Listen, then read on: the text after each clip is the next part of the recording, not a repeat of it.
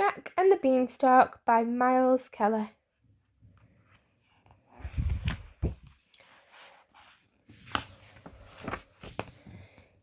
Jack and his mother were very poor. One day, Jack's mother said to him, "You must take the cow to market and sell her."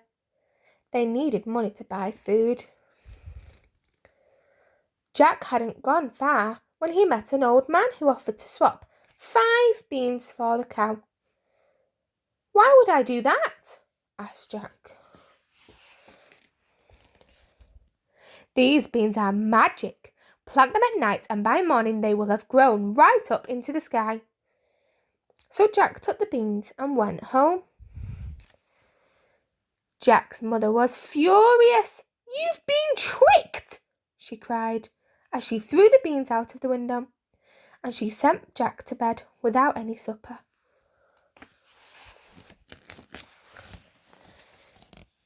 In the morning, Jack looked outside in amazement. A huge beanstalk had grown. It went up and up and up. "The beans really are magic."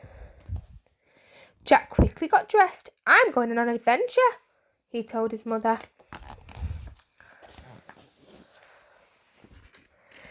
He began to climb the beanstalk.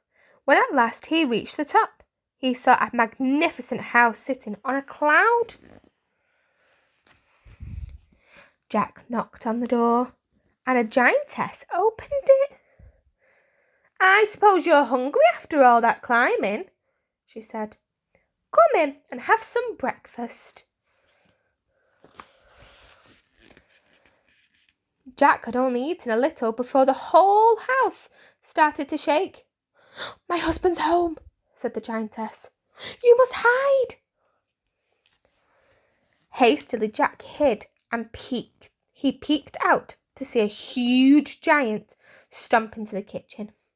"Fee, fi, fo, fum. I smell the blood of an Englishman."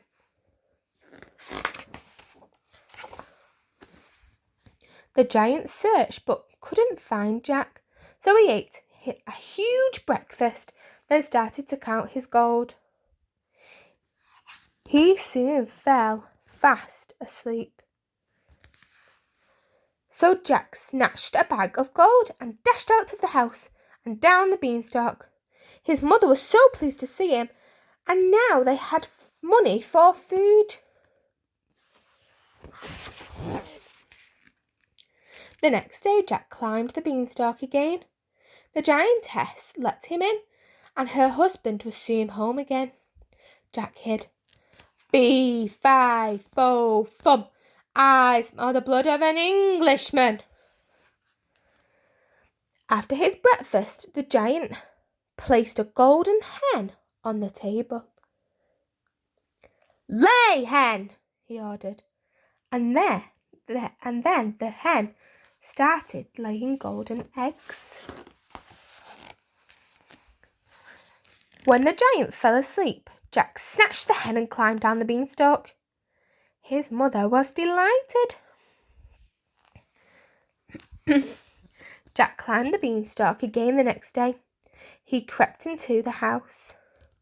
He knew the giantess would not have him in again. "Fee, fi, fo, fum. I smell the blood of an Englishman."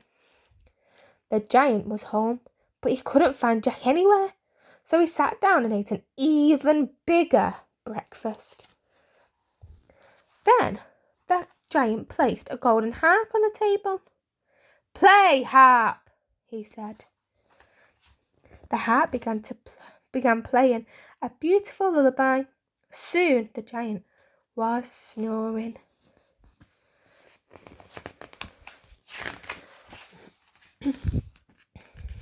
Jack snatched the harp and raced out of the house and back down the beanstalk. But the harp called, "Master! Master!"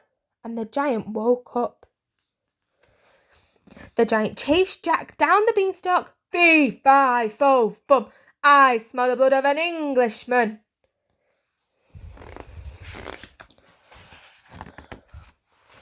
As Jack reached the bottom, he ran to fetch an axe. He chopped and chopped until... crash! The beanstalk tumbled to the ground, and the giant was flung far, far away, and Jack never saw him again. Jack and his mother lived happily ever after, and they were never poor again. The end.